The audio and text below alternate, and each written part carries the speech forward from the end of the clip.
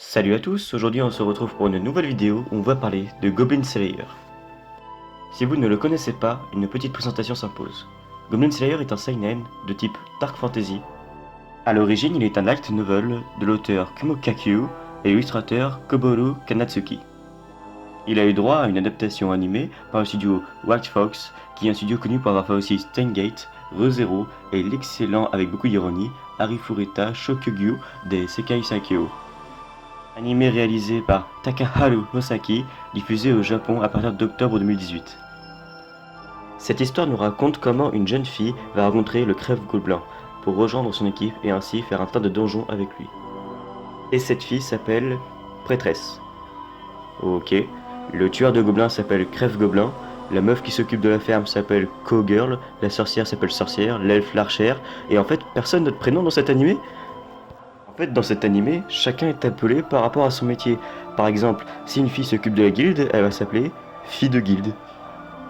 J'ai l'impression que c'est un peu une volonté de l'auteur pour que chacun puisse s'identifier comme dans un jeu à travers les personnages, et d'ailleurs, cet animé est lui-même très inspiré d'un jeu. Et c'est là pour moi le problème.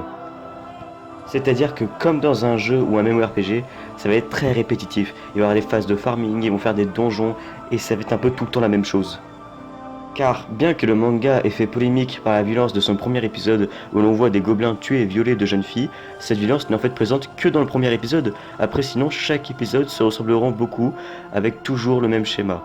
Ils vont dans un donjon, ils tuent des gobelins, il y a un boss à la fin qui est soit un hobgoblin, un chaman ou un ogre, ils le tuent, ils prennent la récompense et recommencent l'épisode d'après avec un autre donjon, ainsi de suite. Il n'y a pas vraiment d'enjeu, l'univers n'est pas plus développé et manque vachement de profondeur. Et on retrouve toujours les mêmes persos de fantasy clichés. L'elfe et le nain qui se disputent tout le temps, le héros sombre et mystérieux qui a, comme tous les héros de manga, son harem, l'héroïne qui est secrètement amoureuse du héros. En fait, pour conclure, je dirais que cet animé est très sympa, mais manque d'être approfondi.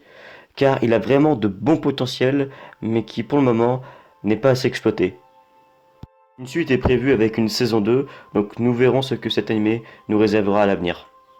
Si cette vidéo vous a plu, n'hésitez pas à vous abonner pour voir d'autres de nos vidéos, et on vous dit à la prochaine pour d'autres vidéos.